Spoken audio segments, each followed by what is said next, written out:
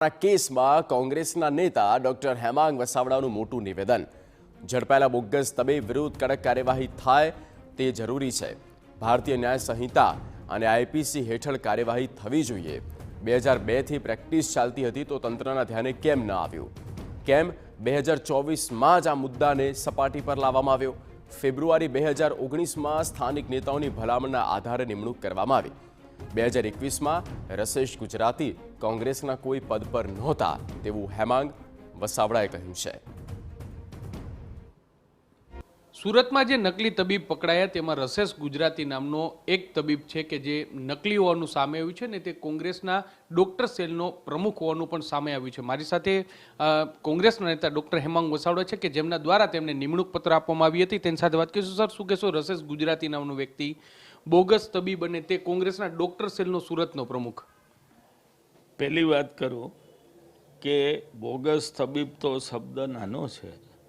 Bogus તબીબ બનાવવાની factory 2019માં સ્થાનિક નેતાઓની ભલામણ અને સંપૂર્ણ પ્રક્રિયા પછી એને ડૉક્ટર સેલ સુરતના ચેરમેન તરીકે નિમણૂક આપવામાં આવેલી. 2019 સુધીમાં એની સામે કોઈ પણ ક્રિમિનલ ફરિયાદ નહોતી, કોઈ અરજી ક્રિમિનલ પેન્ડિંગ નહોતી કે આવી કોઈ પ્રવૃત્તિ માટેની કોઈ વાત હતી નહીં. 2021થી ગુજરાતીભાઈ કોંગ્રેસના પ્રાથમિક અને સક્રિય પદેથી નિવૃત્ત થઈ ચૂક્યા છે. 2024માં બોગસ ડિગ્રીઓ આપતા હતા એવું એક આખું પ્રકરણ 2 દિવસથી ખુલ્યું છે. કોઈપણ સંજોગોમાં પ્રજાના આરોગ્ય સાથે ચેડા કરતા કોઈપણ વ્યક્તિને કોઈપણ જાતની રિયાસત આપી શકાય નહીં. મારી સખત શબ્દમાં માગણી છે કે ઉપરોક્ત વ્યક્તિને ઇન્ડિયન મેડિકલ પ્રેક્ટિશનર એક્ટ 1955, ભારતીય ન્યાય સંહિતા અને આઈપીસીની કલમો નીચે કડકમાં કડક કાર્યવાહી કરવામાં આવે. મારો એક પ્રશ્ન પણ છે કે સુરત શહેર ગૃહમંત્રી હર્ષભાઈ સંઘવીનું નેટિવ છે, ત્યાંથી એ ચૂંટાય છે. કેન્દ્રીય મંત્રી અને ભારતીય જનતા પાર્ટીના પ્રમુખ પાટીલ સાહેબ પણ ત્યાંથી ચૂંટાતા આવ્યા છે.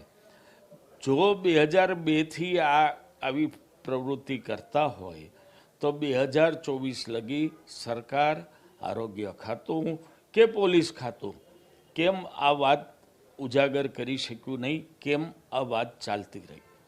અમારી ફરીથી માગણી છે હર્ષભાઈ સંઘવી પાસે કે આના જ્યારે કોર્ટમાં પ્રક્રિયા ચાલે ત્યારના કાગળો તમે પોતે અભ્યાસ કરી અને કડક કાગળ બનાવો જેથી કરીને એને કોર્ટમાંથી સખત સજા મળે. નહીં પણ સર, જ્યારે કોંગ્રેસ દ્વારા એને નિમણૂક આપવામાં આવી ત્યારે એમની વિશ્વસનીયતા, આ વ્યક્તિ છે એનું બેકગ્રાઉન્ડ એ ચેક કરવામાં નહોતું આવ્યું સર? કોઈ પણ વ્યક્તિની નિમણૂક પહેલાં બેકગ્રાઉન્ડ, વિશ્વસનીયતા સહિતની તમામ બાબતો કોંગ્રેસ ચેક કરે છે. મેં જેમ તમને અગાઉ કીધું એમ કે 2019 સુધીમાં એની સામે કોઈ પણ જાતની ફરિયાદ હતી નહીં, કોઈ પણ અરજી પણ પોલીસ ખાતામાં કે ક્યાંય પેન્ડિંગ હોય એવું હતું નહીં. ત્યાર પછી જ સંપૂર્ણ પ્રક્રિયા પછી એને નિમણૂક આપવામાં આવી. ગુનેગાર કોઈ પણ પક્ષનો હોય એને કોઈ પણ જાતની મદદ શક્ય હોતી નથી, કરાય જ નહીં. એમાંય જ્યારે આરોગ્યલક્ષી પ્રશ્ન છે અને પ્રજાની જિંદગીનો સવાલ છે ત્યારે હું ફરીથી કડકમાં કડક પગલાંની માગણી કરું છું. સ્પષ્ટપણે તો છે ડૉક્ટર હેમાંગ વસાવડા કોંગ્રેસના જે પ્રદેશ નેતા છે તેઓ દાવો કરી રહ્યા છે કે જ્યારે તેમને નિમણૂક આપવામાં આવી ત્યારે તેની સામે કોઈ પણ પ્રકારની ફરિયાદ કે અરજી છે તે આવેલ નહોતી. 2021થી તેઓ કોંગ્રેસના સક્રિય સભ્ય પણ નથી અને કોંગ્રેસ સાથે આ પદ પર પણ તેઓ નથી. અત્યારે તેમનું જે કાંડ સામે આવ્યું છે તેને લઈને કડકમાં કડક કાર્યવાહી થાય તેવી પણ તેઓ માંગ કરી રહ્યા છે. કેમેરા પર્સન ભાવેશ લશ્કરી સાથે મોહિત ભટ્ટ, TV9 રાજકોટ. રોકાણના નામે